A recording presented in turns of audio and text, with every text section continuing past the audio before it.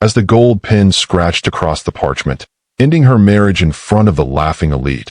Elena thought she was losing everything, never realizing that the man standing at the back of the room was about to tell the world she owned it all. Welcome message. Welcome back, my wonderful family and friends. I am Mr. Zaha.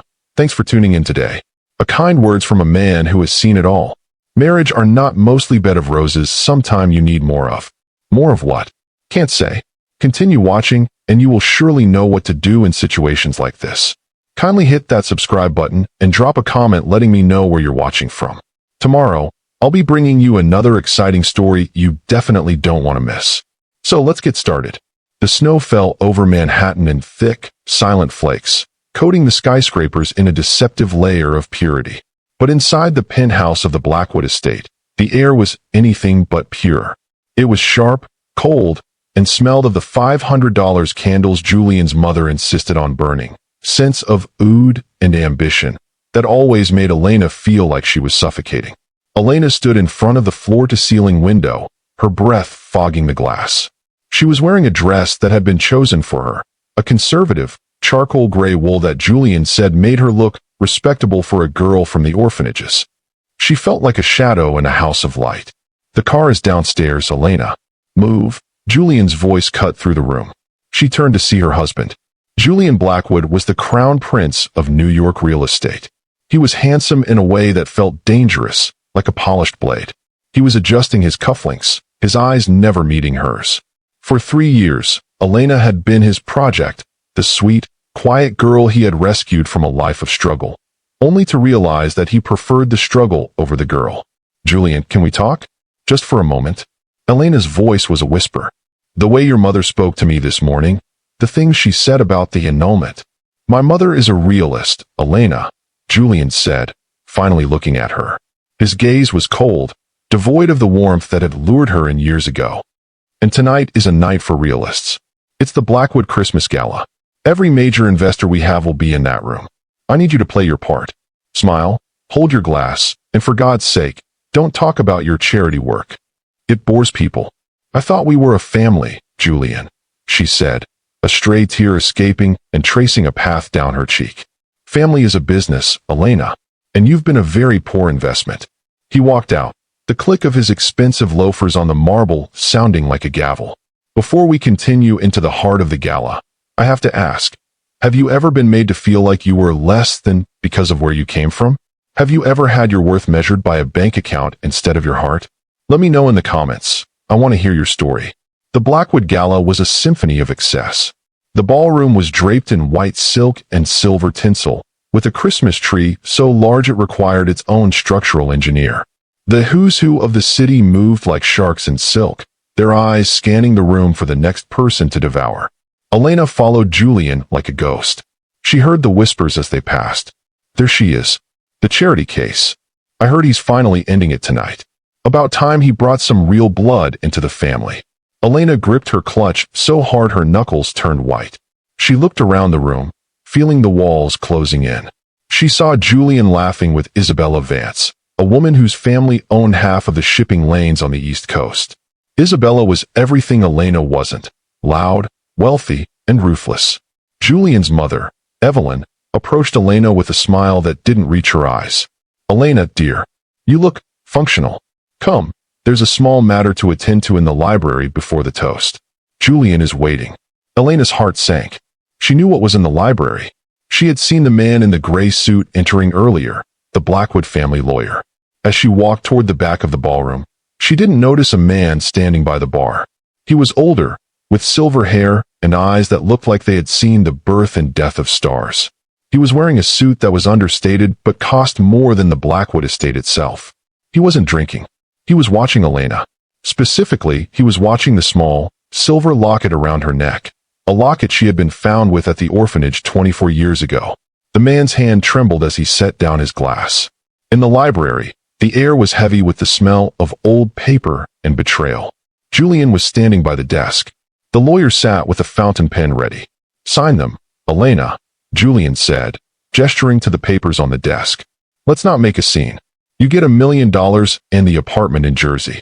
It's more than you had when I found you. $1 million for 3 years of my life. Elena asked, the tears finally breaking free. For the nights I stayed up with you when the markets crashed? For the way I loved you when no one else did? You didn't love me, Elena. You loved the safety I provided, Julian sneered. Now sign, or I'll make sure the charity you work for loses its funding by morning. Elena looked at the papers. Her vision was blurred. The Vanguard family she thought she had joined was a lie. She was alone. She picked up the pen. Her hand shook so violently she had to hold her wrist with her other hand. Fine, she sobbed. If this is what my love is worth to you, then take it back. She signed, Elena Blackwood. As she dropped the pen, the library door swung open. It wasn't Evelyn. It was the man from the bar, the silver-haired stranger. Actually, the man said, his voice echoing with a power that made the lawyer jump to his feet. She won't be needing the apartment in Jersey. And as for the $1 million, keep it. It wouldn't cover the cost of the wine in her new cellar. Julian turned, his face twisting in anger. Who the hell are you? This is a private family matter. The stranger stepped into the light. Julian's face went from red to a ghostly, translucent white. The lawyer dropped his briefcase. My name is Arthur Sterling, the man said, looking directly at Elena with a tenderness that broke her heart. And you just divorced the only person in this room who owns the ground you're standing on. The room went silent, save for the sound of Elena's ragged breathing. The charity case looked up into the eyes of the man the world called the Silent King. Elena, Arthur whispered, reaching out a hand. I've been looking for you for 24 years. The library of the Blackwood estate felt like it had suddenly been plunged into a sub-zero vacuum. The air was gone, replaced by the sheer, crushing weight of Arthur Sterling's presence. Julian Blackwood stood frozen, his hand still hovering near the divorce papers, the documents that, only seconds ago, he believed were his ticket to a better life. The lawyer, a man who had spent 40 years navigating the shark-infested waters of Manhattan's elite, was the first to react. He scrambled to his feet, nearly knocking over the mahogany chair. Mr. Sterling, we had no idea. There was no record of a connection. Arthur Sterling didn't even look at him. His eyes, the color of cold flint but currently shimmering with an ancient, suppressed grief, were locked on Elena. He stepped forward, his movements possessing a quiet, leonine grace. He ignored the opulence of the room, the expensive books, and the man who had just discarded his daughter. He saw only the girl in the charcoal wool dress, her face streaked with tears. The locket, Arthur whispered, his voice cracking. He reached out a hand, hesitating as if he were afraid she might vanish like a mirage. May I? Elena, still trembling, slowly lifted her hand to the small silver pendant. It was a simple thing, shaped like a heart, worn thin by years of her thumb rubbing against its surface for comfort during the lonely nights at the orphanage. She clicked the hidden latch. Inside was a tiny, faded photograph of a woman with the same emerald eyes as Elena and an inscription, for our North Star. Always find your way home. Arthur's breath hitched. A single tear escaped his eye, unbidden and raw. Her mother's handwriting. Her mother's eyes. I spent 24 years following every ghost, every lead, every whisper. And here you are, in the house of people who don't even know how to pronounce the word value. Wait. Julian finally found his voice, though it sounded shrill and pathetic. There has to be a mistake. Elena? A Sterling? She was found in a dumpster in Queens. She's a nobody. She has no family, no pedigree. Arthur Sterling turned then. It was like a glacier shifting. The temperature in the room seemed to drop another 10 degrees. She was taken from a hospital in Chicago while I was being targeted by a rival syndicate. They didn't want money, Julian. They wanted to break me. They left her in that dumpster, as you so eloquently put it, hoping I would spend my life in the dark. And for 24 years, I did. Arthur stepped closer to Julian, his height dwarfing the younger man. But the light has a way of returning. And as for her pedigree, my daughter owns more land in this city than your family has ever walked on. She owns the debt your father is currently trying to refinance. She owns the very air you're currently wasting with your breath. Before we witness the moment this goes from a private library to a public scandal, I want to ask you, have you ever been the underdog who suddenly realized they held all the cards? What would you do if the person who broke your heart suddenly realized you were the most powerful person in the room? Tell me in the comments. I want to see your revenge fantasies. Elena, Julian said, his voice now a sickening, desperate whine. He reached out to touch her arm, but Arthur's hand shot out, gripping Julian's wrist with the strength of a vice. "Don't," Arthur said. The word was a low-frequency vibration that made the glass decanters on the desk rattle. "You just signed the papers, Julian. You wanted her out. You wanted the charity case to go to Jersey. Well, your wish is granted. She is leaving, but she's not going to an apartment. She's going to a palace, and she's taking the Blackwood reputation with her." Elena looked from the man who claimed to be her father to the man who had been her husband. The shock was so profound it felt like a physical numbing agent. She looked at the divorce papers. The ink was still wet. Elena Blackwood. The name already felt like a lie. "Is it true?" Elena whispered, her voice finally breaking through the fog. You're my father?" Arthur's face softened instantly. He dropped Julian's wrist as if it were contaminated. He reached into his coat and pulled out a DNA profile dated 3 days ago. "I've been watching you for weeks, Elena. Ever since a private investigator found a lead on the Lockett's jeweler. I had to be sure. I didn't want to break your heart again if I was wrong. I took a sample of your hair from the charity event you hosted last month. The match is 99.9%. You are Elena Sterling. You are my daughter. You are the heir to everything I have." Julian's mother, Evelyn, burst into the library then, her silk gown rustling like a snake in dry grass. "What is the meaning of this delay? The toast is—" She stopped mid-sentence as she saw Arthur Sterling. Unlike her son, she knew exactly who this man was. She had spent years trying to get a single meeting with him, a single invitation to his private island. "Mr. Sterling," she gasped, her face twisting into a grotesque mask of sycophancy. "What an unexpected honor. We had no idea you were a guest tonight. Please, come into the ballroom." "Julian, why didn't you tell me?" "He didn't tell you because he was busy divorcing my daughter," Arthur said, his voice dripping with icy contempt. Evelyn's face went pale. She looked at the papers on the desk. She looked at Elena. "Daughter? There must be some confusion. Elena is well, she's a lovely girl, of course, but she's an orphan." "She was an orphan," Arthur corrected. "Now, she is the woman who is about to foreclose on Blackwood Plaza." The silence that followed was absolute. Elena felt a surge of something she hadn't felt in years. Power. Not the power of money, but the power of truth. She looked at Evelyn, the woman who had made her scrub her own floors because she wasn't worthy of the staff. She looked at Julian, the man who had mocked her for wearing thrift store shoes when they first met.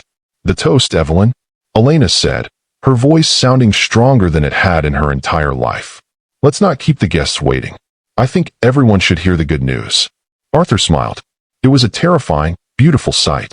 "After you, princess." They walked out of the library and back into the grand ballroom. The crowd of Manhattan's elite was buzzing, their eyes darting to the doors. When Arthur Sterling walked out with Elena on his arm, Julian and Evelyn trailing behind like disgraced servants, the room went into a collective state of shock. Arthur led Elena to the grand staircase. He didn't wait for Julian to speak. He didn't wait for the band to stop. He simply stood on the first step, and the sheer gravity of his presence brought the room to a standstill. "Ladies and gentlemen," Arthur's voice boomed, echoing off the vaulted ceilings. "You all know me as a man of silence. But tonight, the silence is over. For 24 years, there has been a hole in the Sterling family. Tonight, that hole is filled." He turned to Elena, his eyes shining. "I would like to introduce you to my daughter, Elena Sterling. And I would also like to announce that as of 5 minutes ago, she is a single woman. She has just signed her divorce papers from Julian Blackwood." The gasps were like a wave hitting the shore. Isabella Vance dropped her glass of champagne, the crystal shattering on the marble. The whispers became a roar. "Divorced? The Sterling heir? Julian, you idiot." Julian stood at the base of the stairs, his face red with a mixture of rage and humiliation. He looked at the crowd, the people he had spent his life trying to impress. They weren't looking at him with respect anymore. They were looking at him with pity. He was the man who had just thrown away the greatest fortune in the world because he thought he was too good for the woman who loved him. "Elena!" Julian shouted, trying to climb the stairs. "Elena, wait. We can talk about this. The papers, they aren't filed yet. We can tear them up. It was a mistake. I was under pressure." Arthur stepped in front of him, a wall of tailored wool and immovable will. "The papers stay signed, Julian. My daughter doesn't stay where she isn't valued. You wanted a better investment? Well, consider this your bankruptcy. Arthur looked at the crowd. The Blackwood family is no longer under the protection of Sterling Holdings. Any firm, any bank, any individual who continues to do business with them will find their accounts closed by the morning. This party is over. He turned to Elena. Ready to go home? Elena looked at the ballroom. The silver tinsel, the silk drapes, the cold, beautiful faces of the people who had mocked her. It all looked so small now. It looked like a dollhouse made of ice, and the sun was finally coming up. Yes, Elena said, her voice clear and ringing. I'm ready. As they walked toward the grand entrance, the crowd parted like the Red Sea. No one whispered charity case. No one laughed. They stood in a silent, terrified reverence. At the door, Elena stopped. She turned back to Julian, who was standing alone in the center of the room. Merry Christmas, Julian, she said, her voice devoid of anger, filled only with a profound, final peace. I hope the $1 million was worth it. She stepped out into the Manhattan snow, the billionaire's daughter, finally stepping into her own light. Behind her, the Blackwood empire began to crack. The weeks following the Christmas gala were a masterclass in systemic destruction. In the world of the Manhattan elite, status is a predatory thing. It senses weakness and strikes. When Arthur Sterling withdrew his protection, the Blackwood name didn't just fade, it became radioactive. Julian sat in his office, but the power had been cut. The floor-to-ceiling windows that once overlooked his kingdom now only reflected a man who looked like a ghost of himself. His father had suffered a stroke from the stress of the foreclosures, and his mother, Evelyn, had fled to their last remaining cottage in Vermont, unable to face the women she had once looked down upon. It's over, Julian, the lawyer said, tossing a final stack of documents onto the mahogany desk. The divorce papers you were so eager for? I haven't filed them yet. I couldn't. Sterling's legal team has frozen every asset tied to your name. If you divorce her now, you walk away with literally zero. If you stay married, you might, and I mean might, have a claim to a survival allowance.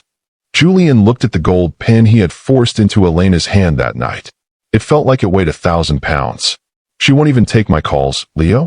I go to the Sterling Tower, and the security guards, men I used to tip, look through me like I'm made of glass. Why would she take your calls? Leo asked, packing his briefcase. You didn't just break her heart. You tried to erase her existence for $1 million payout. You forgot that Elena was the only soul in this city who loved you for Julian, not for the Blackwood name. Now the name is gone, and so is she. Before we witness the first meeting between the new Elena and the broken Julian, I want to ask you, do you believe a person has to hit absolute rock bottom before they can truly change? Or is some damage simply too deep to repair? Tell me your thoughts on redemption in the comments. Meanwhile, at the Sterling estate, Elena was undergoing a transformation that was less about wealth and more about reclamation. She sat in a library that smelled of ancient leather and genuine history, across from her father. Arthur Sterling watched her with a mixture of awe and guilt.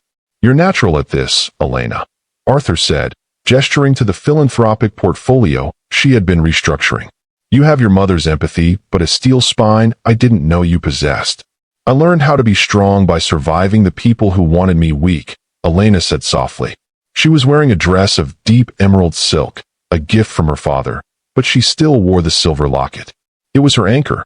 Julian is living in a studio apartment in Queens, Arthur said, his voice dropping into a growl. He's working as a junior clerk for a firm he used to look down on. I can make it worse, Elena. One word, and he'll never work in this country again. Elena looked out at the city. She thought about the tears she had shed on the night of the gala. She thought about the way Julian had looked at her, the coldness, the transactional cruelty. But then, she remembered the Julian of 5 years ago. The man who had walked her through the park when she was a lonely orphan. The man who had once promised to be her family. No, father, Elena said. The punishment is the loss of the lie. He's living the life I lived before him. Let's see if he survives it. Months passed. The winter thawed into a tentative spring. Julian didn't crawl back with a lawyer or a scheme. Instead, he did something Elena never expected. He sent a letter. Not a demand, not a plea for money, but a confession. Elena, I don't want the Blackwood Plaza back. I don't even want the $1 million. I spent 30 years believing my value was in my bloodline and my bank account. I treated you like a liability because I was afraid of your light. I'm working at a desk in a room with no windows, and for the first time, I see clearly. You were the only real thing in my life, and I threw you away for a shadow. I don't expect forgiveness. I just want you to know that the man you loved did exist, and I'm trying to find him again." Elena read the letter until the ink blurred. The shocker of her being a billionaire was nothing compared to the shock of seeing Julian's ego finally, irrevocably shatter. One evening, she drove to Queens. She didn't take a limousine or a security detail. She drove herself, stopping in front of a gray brick building. She found Julian sitting on a park bench, eating a cheap sandwich, looking at the skyline. He looked thinner, his expensive suit replaced by a worn blazer. He looked up as she approached. He didn't jump to his feet. He didn't try to charm her. He just looked at her with a profound, quiet shame. "Elena," he whispered, "you shouldn't be here. It's not safe for someone like you." "I lived in places worse than this for 20 years, Julian," she said, sitting on the bench beside him. "This sterling name doesn't change the fact that I know what it's like to be hungry." "I'm sorry," he said, and for the first time in their marriage, the words carried the weight of a soul. "I'm so sorry for every word, every look, every second I made you feel small. I wish I could go back to the night of the gala. I would have burned those papers before you ever saw them." "You can't go back," Elena said, her voice steady. "But you can decide what happens next. My father wants to destroy you. He wants to ensure you never rise again. But I'm my father's daughter, Julian, and I'm also the girl from the orphanage who knows that everyone deserves a home." She pulled the divorce papers from her bag, the ones they had both signed at the Christmas party. Julian flinched, expecting her to tell him they were finally filed. Instead, Elena produced a lighter. "Before the final flame of the past is lit, I want to ask, is forgiveness a sign of weakness, or is it the ultimate show of power? Drop a comment with grace if you believe in second chances." The flame caught the edge of the parchment. Together, they watched the names Elena Blackwood and Julian Blackwood turn to ash and drift away in the Queen's breeze. "The marriage we had is dead, Julian," Elena said, looking him in the eye. "It was built on power and pride. I don't want it back. But if you're willing to start over, as equals, without the sterling money or the Blackwood name, then maybe we can find something that actually lasts." Julian looked at the ashes, then at the woman who was offering him a life he didn't deserve. He reached out, his hand trembling, and took hers. "I don't have anything to give you, Elena. You have the truth," she said. "And for a sterling, that's the only currency that matters." The restoration of a soul is not a singular event. It is a grueling, daily labor. For Julian, the months following the burning of the divorce papers were a descent into a reality he had spent his life mocking. He didn't return to the Sterling mansion. At Elena's insistence, and his own growing need for penance, he remained in his cramped, fourth-floor walk-up. He took a job as an entry-level analyst at a mid-sized firm that specialized in sustainable housing, a sector Arthur Sterling quietly influenced but did not control. Julian worked 14-hour days, not for a bonus or a title, but because he found a strange, grounding dignity in actually earning his keep. Elena, meanwhile, was navigating her own storm. Her father, Arthur, was a man who had built a kingdom on the bodies of his enemies. To him, Julian wasn't a man capable of change. He was a parasite who had sensed a new, wealthier host. "You're playing a dangerous game, Elena," Arthur said one evening as they sat in the Sterling study, the walls lined with first-edition books and the weight of a billion-dollar legacy. "Men like Julian Blackwood don't change their stripes. They just wait for the rain to stop so they can hunt again. He's using your guilt, your orphan's heart, against you.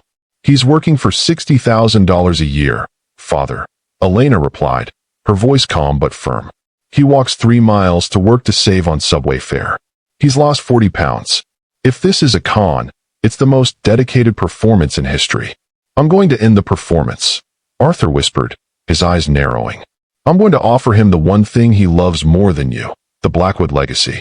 If he's truly changed, he'll stay in that hovel in Queens. If he's the man I know he is, he'll be at my desk by morning." Before we see the trap Arthur sets for Julian, I want to ask you, what is the true measure of a man? Is it how he handles his success, or how he responds when he's offered a way out of his misery at the cost of his integrity? Share your thoughts on the ultimate test in the comments below. The following Tuesday, a black sedan pulled up to the curb outside Julian's office. A man in a tailored suit, the kind Julian used to wear like a second skin, handed him a folder. Inside was a contract. Arthur Sterling was offering to restore Blackwood Plaza to Julian's name. He was offering a seat on the Sterling board and a $10 million signing bonus. The catch was written in the fine print, cold and surgical. Julian Blackwood must legally and permanently renounce any claim to Elena Sterling and disappear from her life forever. Julian stared at the document. The ink seemed to shimmer with the promise of his old life. He could have the silk shirts back. He could have the respect of the men who currently sneered at him. He could stop the bone-deep ache of poverty that had become his constant companion. That night, Julian met Elena at a small, cheap diner between their two worlds. The fluorescent lights flickered, and the smell of grease and burnt coffee hung in the air. Julian laid the contract on the table between them. Elena's heart stopped as she read the terms. She looked at Julian, her emerald eyes searching his face for any sign of the bachelor king he used to be. "My father is a very powerful man, Julian. He doesn't make mistakes. He knows exactly what you've been missing. He knows what the old Julian was missing," Julian said, his voice raspy. He looked at his hands. The nails were short, the skin rough from the physical labor he'd been volunteering for on weekends. The old Julian would have signed this before the ink was dry. He would have convinced himself that he was doing it for the family or the future. He would have walked away from you and spent the rest of his life drinking top-shelf scotch to forget the look in your eyes. "And the new Julian?" Elena whispered. Julian picked up the contract. Without a word, he tore it into 4 pieces. Then 8. Then 16. He dropped the scraps of paper into the dregs of his cold coffee. The new Julian realized something while he was scrubbing floors and counting pennies, he said, reaching across the table to take her hand. "The Blackwood Plaza is just a building. The Sterling board is just a room full of people who don't know how to love. But you're the North Star, Elena. And a man would have to be a fool to trade the star for a handful of gravel." At that moment, the door of the diner swung open. Arthur Sterling walked in, his presence so jarring in the humble setting that the waitress dropped a tray of silver. He walked straight to their booth and looked at the coffee cup filled with shredded paper. "You're a fool, Julian," Arthur said, though the usual venom was missing from his voice. "I'm a happy fool, Mr. Sterling," Julian replied, standing up to face him. He didn't flinch. He didn't beg. He stood as an equal, even in his worn-out blazer. "Keep your buildings. Keep your board seats. I'm going to keep working my job, and I'm going to keep trying to earn a place at your daughter's side. If that takes the rest of my life, then I'll consider it time well spent." Arthur looked at Elena. He saw the way she was looking at Julian, not with the fearful devotion of a charity case, but with the fierce, protective love of a woman who had found her match. "I spent 24 years looking for my daughter," Arthur said, his voice booming through the small diner. "I thought I wanted to give her a kingdom, but I realize now that a kingdom is nothing without a man who knows its true worth." Arthur reached out and did something no one in Manhattan had ever seen him do. He placed a hand on Julian's shoulder. "The test is over. You didn't sign the paper when you had nothing. That means you might actually be worthy of her when you have everything." "I don't want everything, Mr. Sterling," Julian said. "I just want Elena." "Well," Arthur said, a rare, genuine smile breaking across his face. "In this family, Julian, those two things are the same." But the redemption wasn't complete. As they stepped out of the diner, the shocker that would truly change their lives was waiting. A car pulled up, and a woman stepped out, thin, haggard, and looking nothing like the socialite she had once been. It was Evelyn Blackwood. "Julian," she cried, her voice high and desperate. I heard the Sterling heir is Elena. We have to tell her. We have to make her understand. We can be a family again. The Blackwood-Sterling alliance. It would be the most powerful force in the world." Julian looked at his mother, the woman who had taught him that people were tools and love was a weakness. He looked at the greed in her eyes, the same greed that had nearly destroyed his soul. "Go home, mother," Julian said, his voice cold and final. "There is no alliance. There is only Elena. And you are the woman who made her cry at Christmas. You don't get to share in the light you tried to blow out." Evelyn gasped, her hand flying to her throat. She looked at Elena, waiting for the soft girl to offer a hand. But Elena stayed by Julian's side. Forgiveness is earned, Evelyn, Elena said. Julian is earning it. You haven't even begun. As Evelyn stood alone on the sidewalk, the three of them, the king, the princess, and the redeemed man, walked toward the future. The trial of loss was over. The test of faith was won. But the true reconciliation was about to happen in the most unexpected place of all, the orphanage where it all began. The following Christmas arrived not with the sharp, clinical chill of the year before, but with a softness that seemed to blanket Manhattan in a hush of grace. The city was aglow, but the epicenter of the evening's festivities was not a cold glass penthouse or a sterile ballroom. It was this St. Jude's Sterling Center, a sprawling, renovated building in Queens that had once been the crumbling orphanage where Elena had spent 24 years as a nobody. The building was a masterpiece of warmth, exposed brick, roaring fireplaces, and high ceilings draped in simple, pine-scented garlands. It was the first major project funded by the Sterling Blackwood Foundation, an organization that didn't invest in real estate or stocks, but in the human spirit. Julian stood by the large bay window of the main hall, watching the snow settle on the playground he had helped build with his own hands over the summer. He wasn't wearing a charcoal tuxedo tonight. He was wearing a simple, well-fitted navy suit, his face fuller and his eyes reflecting a quietude that no amount of Blackwood prestige could have ever bought him. He felt a hand on his shoulder and turned to see Arthur Sterling. The silent king looked different these days. The hard lines of his face had softened, and for the first time in decades, he wasn't looking for an enemy to crush. "You did good work here, Julian," Arthur said, his voice a low, respectful rumble. "The kids, they look at you like a hero. Not because of the name on the building, but because you're the one who shows up on Tuesdays to teach them how to read a balance sheet." "I'm just teaching them how not to make the mistakes I made, Arthur," Julian replied. "I'm teaching them that a balance sheet is useless if you don't have a soul to balance it against." Before we reach the final, heart-stopping moment of this redemption, I want to ask you a final question. If you were Elena, could you truly forgive someone who tried to trade you for $1 million? Is love powerful enough to erase the deepest scars? Tell me your final thoughts in the comments. I've cherished this journey with you. The room went quiet as the double doors at the end of the hall opened. Elena entered, and the breath seemed to leave the room. She was wearing a gown of ivory velvet, the silver locket resting prominently against her collarbone.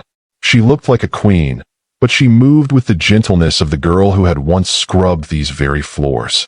She walked straight to Julian. She didn't look at the mayors, the celebrities, or the philanthropists in the room. She looked only at her husband. "You're late for the toast," she whispered, a playful glint in her eyes. "I was just thinking about last year," Julian said, taking her hand. His grip was firm, a promise made of flesh and bone. "I was thinking about how close I came to never seeing you again." "But you did see me, Julian," she said, leaning in. "You saw me when I had nothing. That's why we're here." They walked together to the small wooden dais at the front of the room.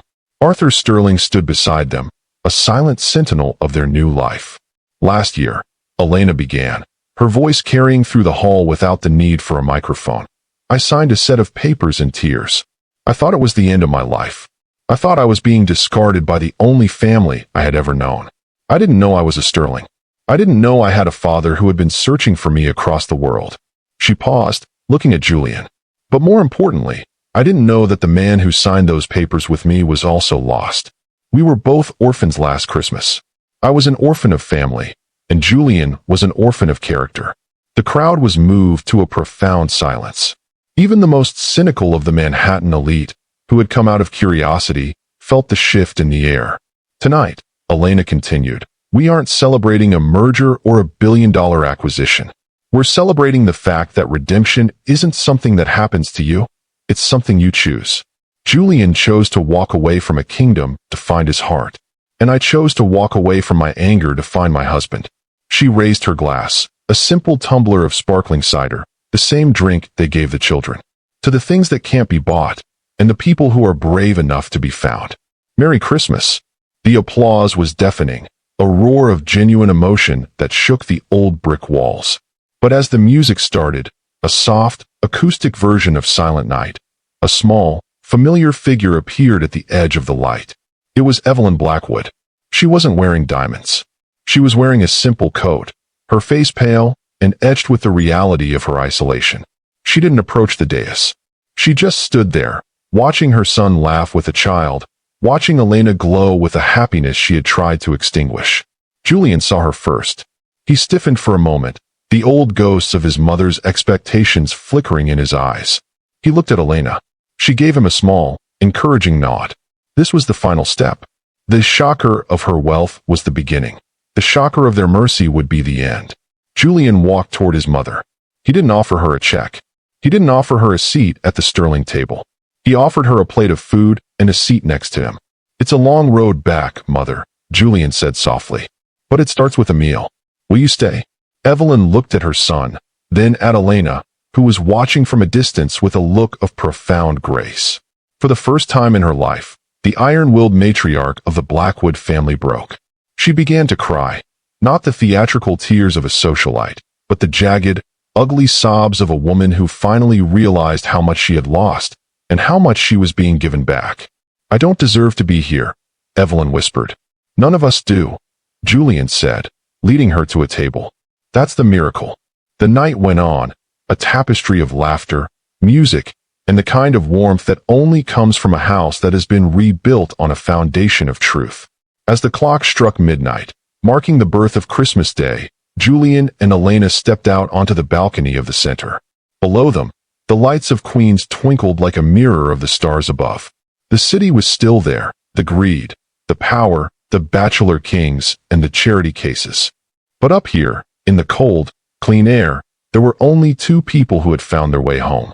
"I have a gift for you," Julian said, reaching into his pocket. "Julian, the building is enough," Elena laughed. "It's not from the foundation," he said. He pulled out a small, velvet box. Inside was a ring. It wasn't the massive, cold diamond he had given her for their first wedding. It was a simple gold band, inset with a single, small emerald, the color of her eyes, and the color of the hope she had never let die. "Elena Sterling," Julian said, his voice a vow. "Will you marry me?" Again, without the lawyers, without the prenups, and without the lies. Elena looked at the ring, then at the man who had traveled through hell to find his way back to her. She thought about the orphanage, the dumpster in Queens, the Sterling throne, and the park bench where they had burned the past.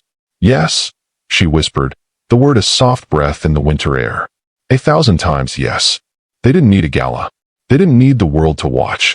As the snow began to fall again, the billionaire's daughter and the redeemed man stood together, finally whole. The divorce papers were ash, the secret was a legacy, and for the first time in their lives, they were exactly where they were meant to be. The shocker wasn't that she was a billionaire.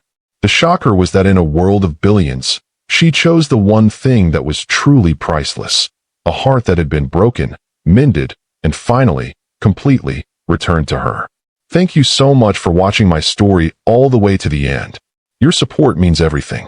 Don't forget to subscribe to my channel and drop a comment below. I'd love to hear your thoughts.